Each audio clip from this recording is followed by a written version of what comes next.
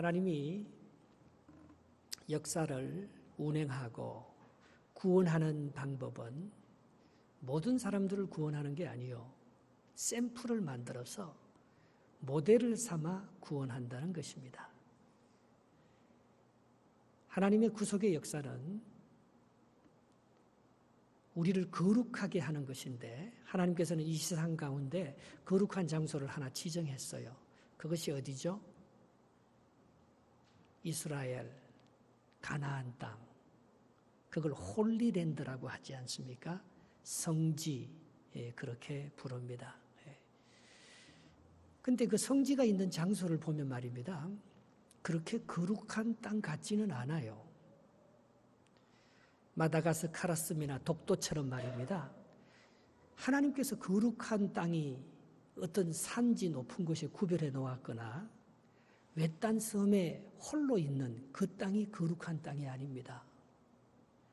오히려 가장 바람과 풍랑이 많이 있는 곳, 사이 땅이라고 해서 The land between, 그게 거룩한 땅입니다. 이 이스라엘, 예루살렘을 중심으로 해서 왼쪽은 유럽이 펼쳐지고 말입니다. 오른쪽으로는 아시아가 펼쳐지고 밑으로는 아프리카가 펼쳐지는 가장 핵심적인 전 땅인데, 그 땅은 화약고요, 그 땅은 모든 세계 사람들이 노리는 중심 땅입니다. 종교적으로도 마찬가지예요. 이슬람과 기독교와 유대교가 치열하게 싸우는, 서로 그것을 점령하기 위해서 지금도 유대교가 세운 그 터전 위에, 솔로몬 성전이 무너진 그 자국 위에 이슬람이 서 있고 말입니다. 또 예수 그리스도의 십자가의 그 본체가 그 예루살렘 성지를 향하고 있는 거 보면, 그것은 우리가 생각하는 그런 거룩한 땅이라고 구별되고 조용한 땅이 아니고 말입니다. 얼마나 지금도 팔레스타인과 유대인 간의 전쟁이 치열하고 기독교와 이슬람과의 그 분쟁이 치열하고 말입니다. 가장 복잡하고 가장 음모가 심하고 가장 더러운 땅이 오히려 홀리랜드라고 할 수가 있습니다. 하나님은 우리의 거룩한 곳을요, 가정스러운 곳 위에 세워놓은 거예요. 온 세상이 싸우고 욕심스럽게 가장 큰 분쟁이 일어나는 그 한가운데 하나님은 거룩한 땅이라고 구별시켜서 그 사이 땅을 통해서, 그 작은 약한 이스라엘을 통해서 이 강대국들의 틈 사이에 끼어서 말입니다, 하나님의 백성으로 훈련시키면서 그 세속적인 그 풍전등화가와 같은 그 험난한 전쟁의 희용도리 속에서 하나님의 백성으로, 거룩한 백성으로 살아남기 위해서 그렇게 만들어가는 하나님의 그 작업을 가리켜서 우리는 거룩한 사역이라고 말하고 있는 것입니다.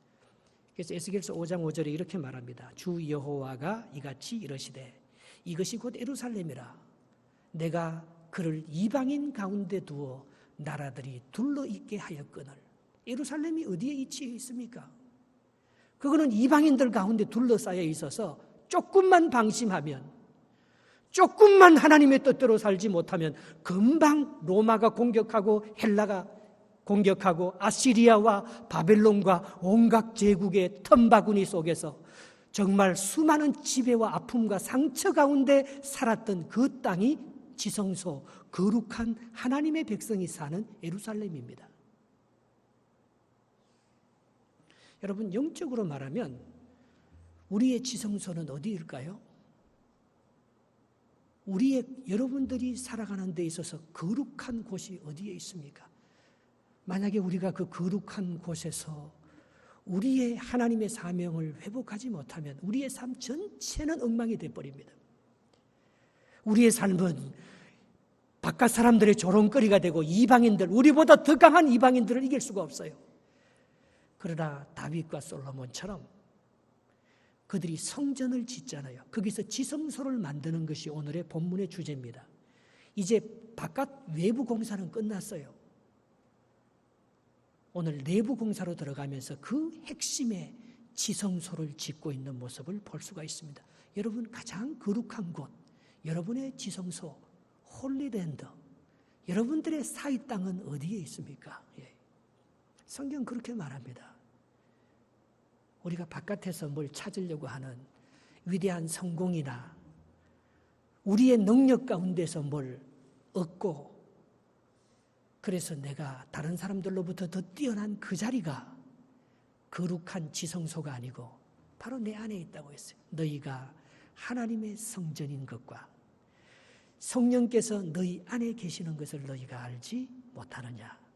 주님께서 그렇게 말씀하고 있습니다. 그래서 레위기 19장 2절에 보면 이게 성경 전체의 주제잖아요. 이르시되 너희는 거룩하라. 이는 나 여호와 너의 하나님이 거룩함이니라 했습니다.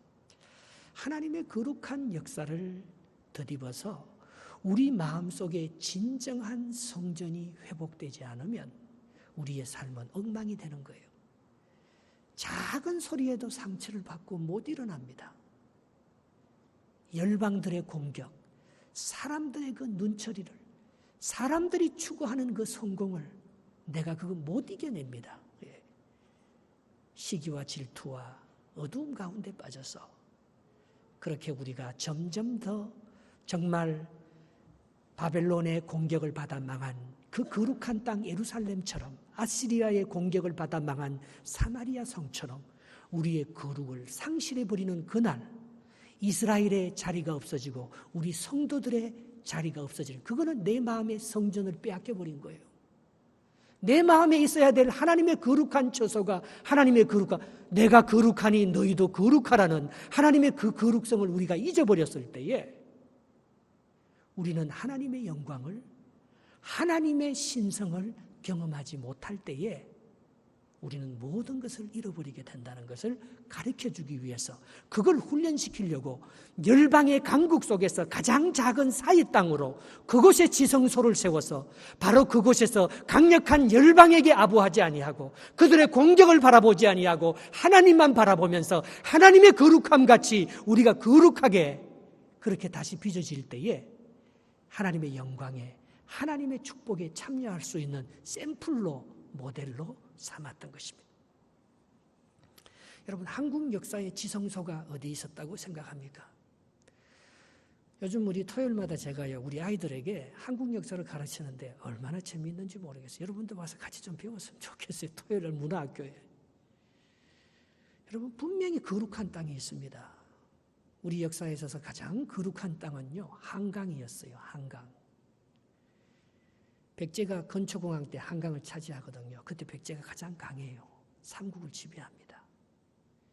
그런데 고구려의 강개토왕 장수왕 때 그 한강을 빼앗겨요.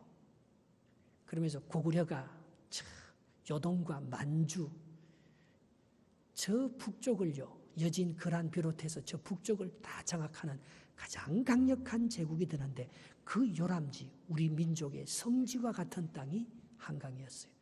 북한강, 남한강이 만나는 그 사이 땅 거기에서 우리 민족의 영성이 나왔어요. 그런데 그게 마지막에 신라가 차지합니다. 진흥왕 때. 그러면서 신라가 삼국을 통일하고 역사를 재편성하는 역사가 있었습니다. 성경의 가장 거룩한 말씀이 뭡니까? 성경의 지성소가 있습니다. 그것은 예수님의 가르침의 핵심이었습니다. 율법학자들도 율법이 뭔지 선지자의 대강령이 뭔지 몰랐어요. 그래서 예수님께 와서 율법과 선지자가 도대체 무슨 말입니까? 한마디로 요약해달라고 했잖아요. 그게 구약의 최고의 율법이 있습니다. 그것이 레위기 19장 18절 말씀입니다. 한번 읽어보겠습니다. 원수를 갚지 말며 동포를 원망하지 말며 내 이웃 사랑하기를 내 자신과 같이 사랑하라. 나는 여호와. 이게 예수님의 십자가 아닙니까? 여러분 원수의 마음속에 나의 사랑이 함께하고 있으면 그 사랑은 성전이 되고 지성소가 된 거예요. 그러면 세상을 이길 수가 있습니다. 그 어떤 것도 두렵지 않습니다. 이 복음서, 성경, 신약 성경의 핵심을 복음을 가장 잘 설명한 것을 로마서라고 하는데요. 로마서 사도 바울이 예수 그리스도의 십자가 사랑을 발견하고 저 구약의 전체 주제라고 할 수 있는 구약의 복음이라고 할 수 있는 저 말씀과 똑같은 원수 사랑을 로마서 12장 20절에 동일하게 말씀하고 있습니다. 같이 한번 읽어보겠습니다. 내 원수가 줄이거든 먹이고 목마르거든 마시게 하라. 그리함으로 내가 숯불을 그 머리에 쌓아 놓으리라 했습니다. 여러분, 내 마음속에 이상하게 미움이 사라지고 남이 잘 되는 걸 시기하고 배아파하지 아니하고 하나님의 사랑으로 가까이 가며 정말 그들을 그리스도의 사랑으로 내 마음에 주님이 주인 되어서 내가 죽고 그리스도의 십자가가 내가 하나가 되면 바로 여기에 성령이 임하고 내가 지성소가 된 게 아니에요. 그게 거룩한 땅입니다. 그게 내가 사이 땅이 된 거예요. 그러면 어떤 것도 이길 수 있습니다. 그게 율법과 선지자의 대강령 아닙니까? 하나님 사랑, 이웃 사랑. 바로 거기에 거룩한 지성소가 하나님의 임재가 세워진다고 말씀하고 있는 것입니다. 그래서 오늘 솔로몬이 내부 장식을 성전 내부를 공사하는데 그 성전 내부는 전부 뭘로 이루어졌는가 하면 대부분 백향목으로 만들어지고 있다는 사실입니다. 15절 16절 말씀 한번 읽어보겠습니다. 15절 16절입니다. 시작. 백향목 널판으로 성전의 안벽 곧 성전 마루에서 천정까지의 벽에 입히고 또 잣나무 널판으로 성전 마루를 놓고 또 성전 뒤쪽으로부터 20규빗 되는 곳에 마루에서 천정까지 백향목 널판으로 가로막아 성전의 내소가 지성소 곧 지성소를 만들었으며 이 성전 내부 공사에서 가장 먼저 하는 작업이 지성소를 만드는 것입니다. 그런데 그것은 이 바닥만 잣나무로 깔지요. 이 모든 외벽 그리고 천장 안에 있는 모든 시설은 백향목으로 만들어갔다는 사실입니다. 그런데 그 널판의 길이가 20절에 이렇게 규정되어 있는데요. 정방형이에요. 20규빗, 20규빗, 20규빗 가로 높이 폭. 그래서 정방형으로 그렇게 되어 있는데 한 규빗이 4.5cm잖아요. 그래서 20규빗이라고 하면 9m, 10m는 안 되는 거죠. 지성소가요. 네모 반듯하게 정방형으로 되어 있습니다. 20절 말씀을 한번 읽어볼까요? 그 내소는 지성소를 말하는 거예요. 안에 길이가 20규빗이요. 너비가 20규빗이요. 높이가 20규빗이니 정금으로 입혔고 백향목 제단에도 입혔더라. 하나님의 완전한 모형, 하나님의 완벽한 그런 역사를 지성소 안에서 경험할 수 있다는 것입니다. 그런데 그것은 모두 다 정금으로, 금으로 또 다 입혀가는 모습을 볼 수 있습니다. 이 백향목은 이스라엘에서는 볼 수 없는 나무입니다. 시다라고 하는데요. 캐나다에 와서는 참 많이 볼 수가 있더라고요. 시다. 그런데 이 시다가 말입니다. 평균 수명이 2000년이잖아요. 4000년, 5000년. 시다는 600년이 돼야지 아기들을 벗어나서 재생산이 가능한 나무가 시다입니다. 시다는요, 영생하는 나무예요. 그래서 성경학자들이 이 시다를 가리켜서 생명나무라고 말하는 사람들이 많습니다. 화려하지 않아요.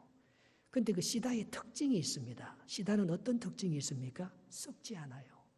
향 때문에, 백향목 그 향 때문에 벌레가 먹지 않아요. 그래서 시다로 백향목으로 집을 지어 놓으면요, 영원합니다.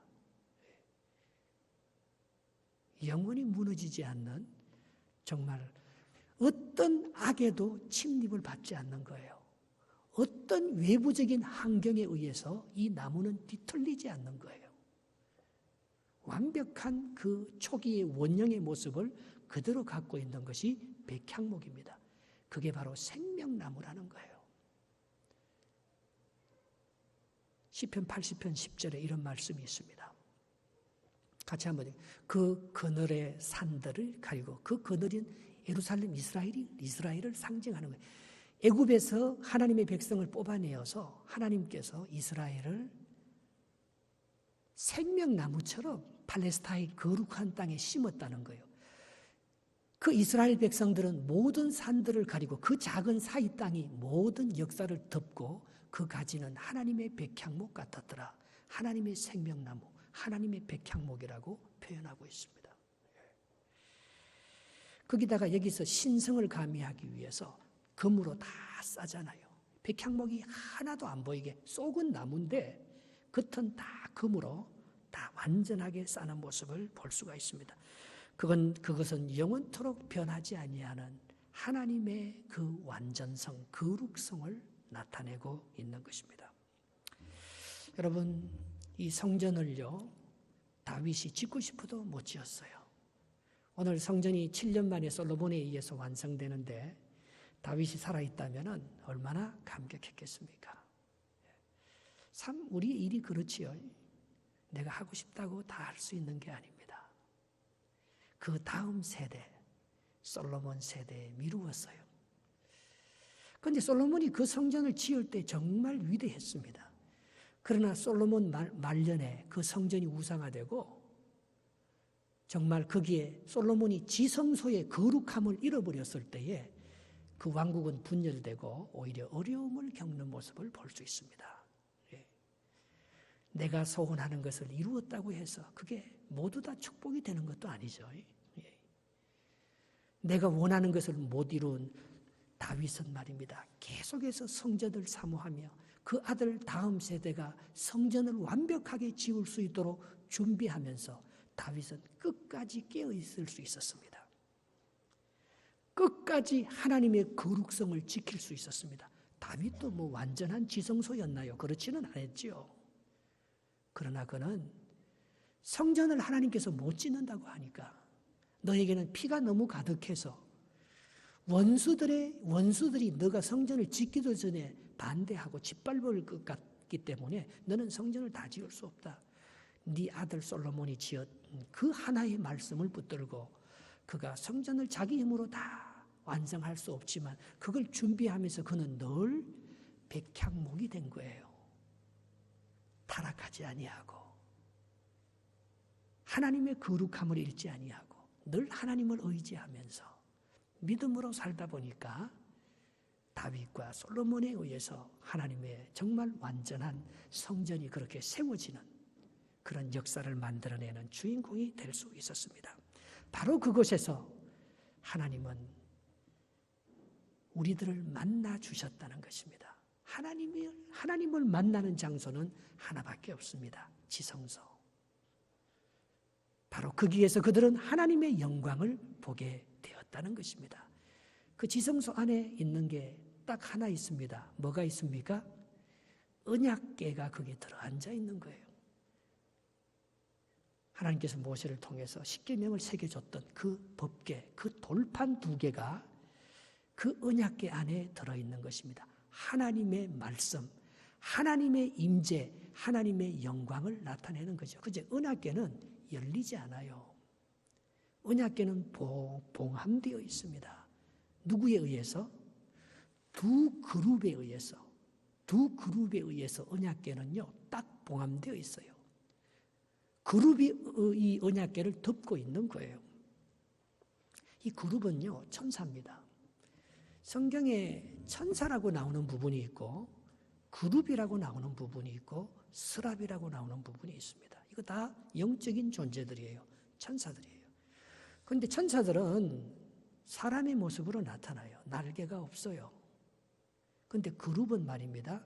하나님의 보좌를 지키고 하나님의 신성과 거룩성을 드러내는 하나님의 영광을 드러내는 하나님과 함께하는 그런 천사인데 이 그룹 천사는요.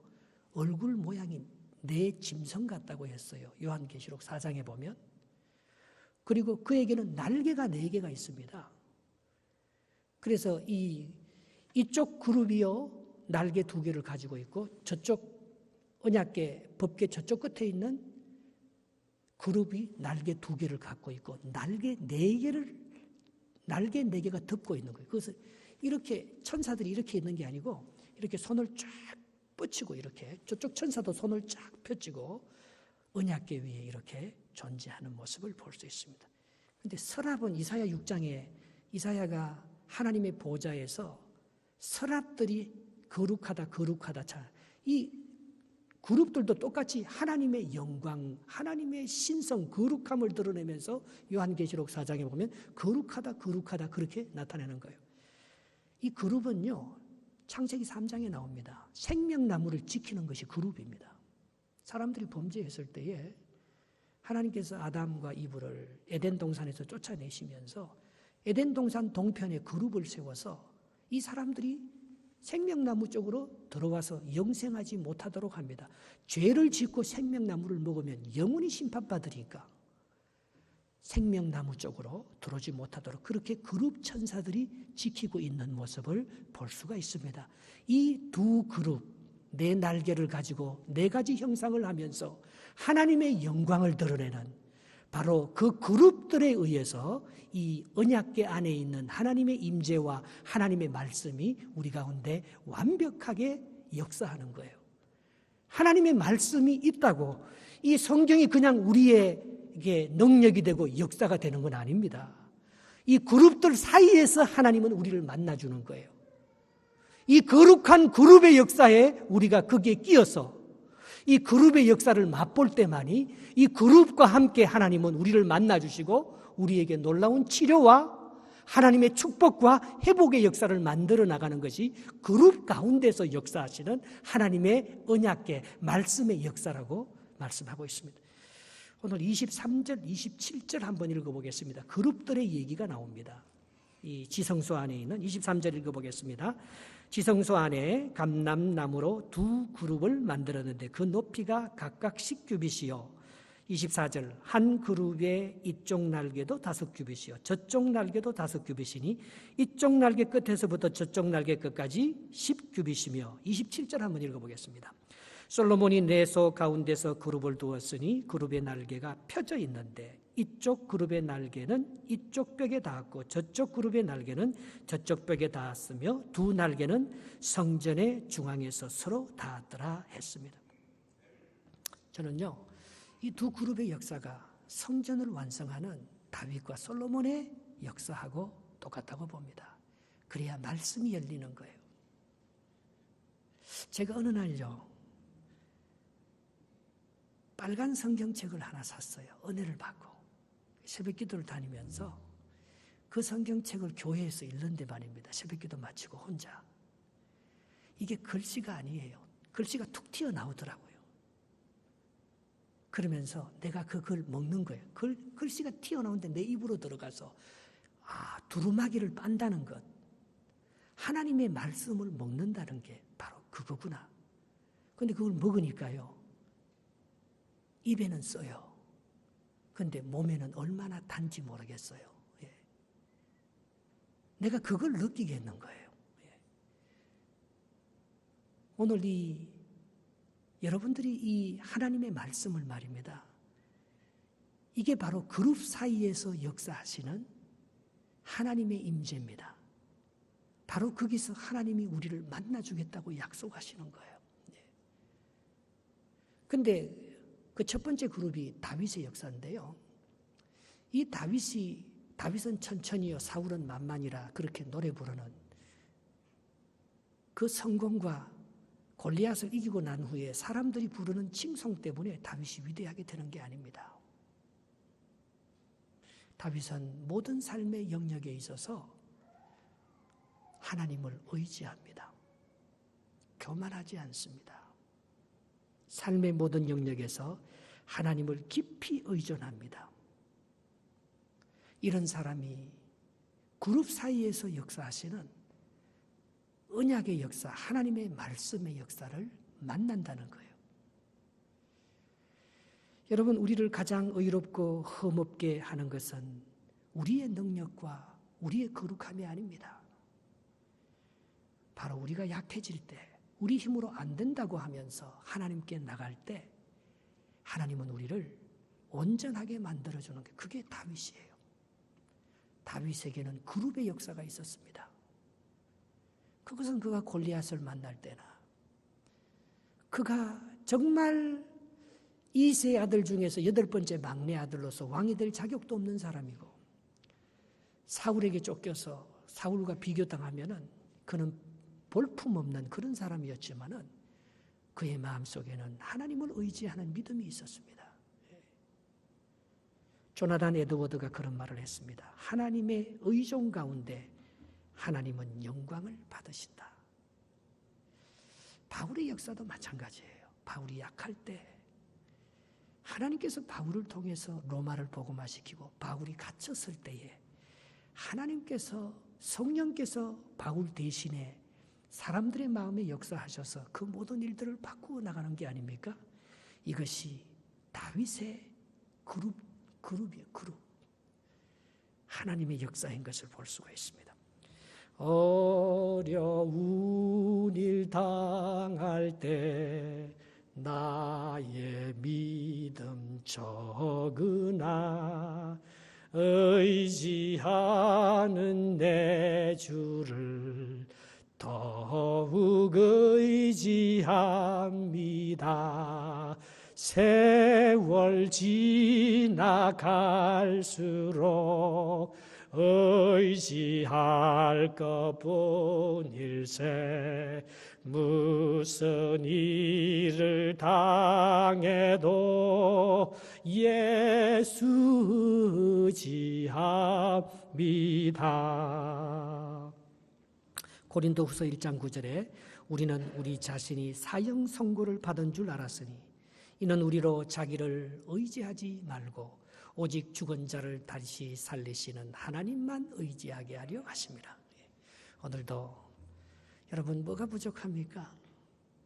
여러분 힘으로 할 수 없어서 낙심하고 절망하고 여러분 누구를 붙잡고 어디로 찾아가십니까? 다윗은 지성소로 갔습니다. 구름 날개 사이에서 역사하시는 하나님의 언약의 말씀을 믿고 하나님을 의지하면서 자기를 내려놓았습니다. 여러분 우리에게 사형 선고를 주는 것은 우리에게 고통을 주고 어려움을 주고 심판을 주는 것은 우리 힘으로 살지 말고 하나님만 의지하게 하려는 우리를 그룹으로 만들어가는 거죠. 하나님의 영광을 드러내는 하나님의 신성과 거룩성을 드러내는 애굽 땅에서 종살이하던 백성들을 끌어내어서 이스라엘 가운데 사이 가운데 심는 거죠. 그래서 아프리카에서 오는 사람, 유럽에서 오는 사람, 아시아에서 오는 사람 수많은 강국들에 의해서 온갖 고난을 다 받고 그래서 하나님의 사람으로 다 단련되어서 정금같이 백향목같이 그런 온전한 모습으로 다 깎이고 정방령이 되고 분순물이 다 제거돼서 24K가 되어서 하나님 앞에서 정말 온전한 그런 순금으로 만들어가기 위해서 하나님께서 우리에게 사형 선고를 주는 거예요. 그룹으로 만들려고 하나님의 영광의 도구로 그렇게 만들려고 말합니다. 그래서 가장 십자가가 바로 지성소의 원형이에요. 지성소와 십자가 그것을 하나님의 뜻과 하나 되어서 예수께서 십자가를 지심으로 말미암아 하나님은 예수 그리스도를 통해서 하나님의 뜻을 다 이루었습니다. 구원을 완성시켰습니다. 예수님께서 완전한 그룹이 되어서 말씀이 육신이 되어 이 땅에 오신 언약의 역사, 구약의 모세가 말한 역사, 선지자들이 예언한 그 모든 역사를 예수 그리스도가 친히 사형 선고를 받으면서 십자가에 자기의 의지가 다 못 박히면서 예수 그리스도를 통해서 하나님께서 그룹을 만들어가는 거예요. 또 하나의 그룹이 있다면 솔로몬이 가졌던 지혜의 역사입니다. 여러분 솔로몬이 그 어떤 것들을 구하지 아니하고 하나님 앞에 지혜를 구했지 않습니까? 지혜가 뭡니까? 솔로몬이 왜 부귀 영화를 구하지 아니하고 권력을 구하지 아니하고 군대와 장수와 물질을 구하지 아니하고 그가 지혜를 구했다는 그게 뭘 구했다는 겁니까? 우선순위를 하나님께 두었다는 거예요. 어떤 사람은 문제를 봅니다. 어떤 사람은 내가 이룩하여야 할 그 성공할 바로 그 목표를 바라봅니다. 그러나 솔로몬이 위대한 재판을 하고 자기도 모르게 그렇게 강한 강국을 만들어갈 수 있었던 것은 그가 하나님을 우선순위에 두는 것이에요. 잠언 1장 7절에 그렇게 말합니다. 여호와를 뭐가 지혜라고요? 잠언 1장 7절 여호와를 경외하는 것이 지식의 근본이거늘 미련한 자는 지혜와 훈계를 멸시한다 했어요. 내 똑똑함으로, 내 능력과 내 생각으로 뭘 이루어갈 수 있는 줄 알지만 솔로몬은 그렇게 생각하지 않았습니다. 하나님 먼저. 예수님께서 베드로에게 묻는 말도 바로 그거 아닙니까? 네가 이 세상에 있는 모든 것들보다도 나를 더 사랑하느냐? 그겁니다. 그때만이 우리가 지성소가 되는 거예요. 거룩하게 되는 거예요. 그룹이 되는 거예요. 하나님의 말씀을 이루어갈 수 있는 종이 되는 거예요. 어떤 마을에 한 등대지기가 살았습니다. 이 등대지기는 국가로부터, 관청으로부터 매달 일정 분량의 기름을 분배받아서 정말 등대를 밝히는 일을 하고 있었습니다. 그런데 어느 날 한 부인이 찾아온 거예요. 자기 난로 불이 꺼졌다고 기름을 좀 빌려줄 수 있느냐는 거죠. 너무 안타까워서 그 여인에게 기름을 좀 내줬어요. 또 조금 있으니까 어떤 남자가요, 굉장히 허겁지겁 달려와서 자동차가 앵꼬가 났다는 거예요. 기름을 조금만 빌려주면 갚겠다고 하면서, 그래서 이 사람 불쌍하고 너무 안 돼서 등대지기는 그 사람에게 기름을 빌려주었습니다. 근데 한 달에 한 번씩 새로운 기름이 오기도 전에 등대가 밝혀야 할 그 기름을 다 써버렸어요. 그래서 그날 밤에는 등대 불을 밝히지 못했습니다. 그날 저녁에 한 배가, 거기 등대가 있었는데 등대가 등대 역할을 못하고 있으니까 배가 자초되고 배가 완전히 부서져서 많은 인명피해를 입었습니다. 재판을 받았습니다. 이 사람은 나는 선한 일을 했다 이거지요. 과부를 살리고 먼 길을 가는 사람들이 자동차 앵꼬가 나서 길을 갈 수 없는 사람을 도왔다고 청했지만 이 사람은 심판과 형벌을 면치 못했습니다. 재판장이 그렇게 말했습니다. 당신에게 기름을 준 이유는 딱 하나라는 거예요. 당신이 갖고 있는 최우선 순위는 등불을 밝히는 거라는 거예요. 당신이 그 등불을 밝히지 못하면 한 사람 살리다가 수백 명 죽이지 않았냐고요. 우리의 선함이 아닙니다. 우리가 생각하는 그런 의로운 행위가 아닙니다. 프라이오리티, 우선순위예요, 결국은. 정말 하나님도 사랑하십니까? 내 생명보다도 하나님께서 내게 주신 영원한 생명, 여러분 안에 백향목이 있습니까? 백향목으로 발랐습니까? 여러분 안에 영원히 썩지 않는 정금으로 발랐습니까? 바로 지성소는 그런 역사가 있지 아니하고는 우리가 지성소의 역할을 해내지 못하는 거예요. 우리가 지성소 사이길에서 우리의 역할을 못 해내면은 하나님께서 우리를 그 애굽의 종로로 타는 곳에서 우리를 불러서 우리로 말미암아 가나안 땅에 심어서 그 사이 백성을 우리를 통해서 연단시켜서 우리가 하나님을 의지할 때는 모든 강력한 제국보다 더 강하고 솔로몬과 다윗이 되듯처럼. 그러나 네가 그렇지 않으면은 모든 민족에서 가장 부끄러운 민족이 되어서 온 세계에 흩어져서 아무런 쓸모없는 민족이 될 것이라고 우리에게 그렇게 말씀해 주고 있지 않습니까? 우리가 지성소가 되면, 내가 거룩한 것처럼 네가 거룩하면, 우리가 지성소가 되면 우리가 다윗과 솔로몬이 되어서 하나님을 의지하고 하나님만이 우리를 최우선 순위에 놓으면 우리의 미래는 열리고 하나님은 다윗과 솔로몬을 통해서 우리의 후손들을 영원히 축복하는 메시아의 자손으로 삼아주지만은 너희들이 그 거룩함을 잃어버리고 네 자신의 성공과 네 자신의 선행을 쫓아서 살면 우리는 등불을 밝힐 수 없는 짓밟히는 소금이 되는 거예요. 빛을 잃은 그런 지성소가 아니고 더러운 성소로밖에 변화되지 않는 것입니다. 결국 지성소를 빛나게 하는 것은 내가 아니요 하나님을 의지하는 겸손한 마음이에요. 그리고 내가 하고 싶은 것을 그렇게 쫓아서 사는 삶이 아니요 등대지기처럼 등대를 밝히는 하나님을 우선순위에 두는 그 지혜가 우리를 정말 밝게 한다는 것입니다. 그리로 들어가는 문은 하나밖에 없어요. 외소에서 내소, 지성소로 들어가는 문은 하나밖에 없습니다. 예수 그리스도. 십자가의 피, 그거 외에는 지성소. 거기에 휘장이 가려져 있지 않습니까? 오늘 31절, 32절 한번 읽어보겠습니다. 내소에 들어가는 곳에는 감람나무 문, 예수 그리스도를 감람나무라 하잖아요. 포도나무라고도 하고요. 만들었는데 그 문인방과 문설주는 벽의 5분의 1이요.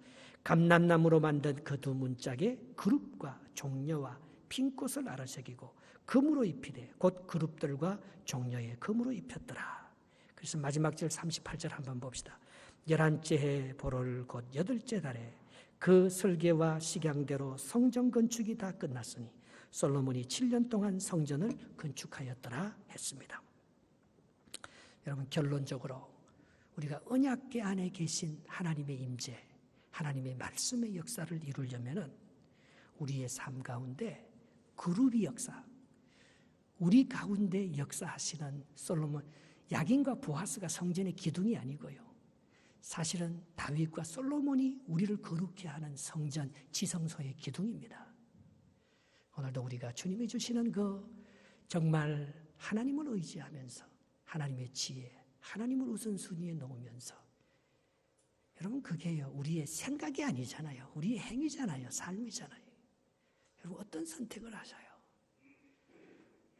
정말 복잡하게 돌아가는 그 속에서도 다윗은요 자기를 저주하는 시므이를 용서하잖아요. 자기를 끝까지 죽이려고 하는 사울을 용서하잖아요. 십자가가 있잖아요. 자기 부인이 있잖아요. 내가 안 죽고 어떻게 원수가 용서가 돼요? 보복하지.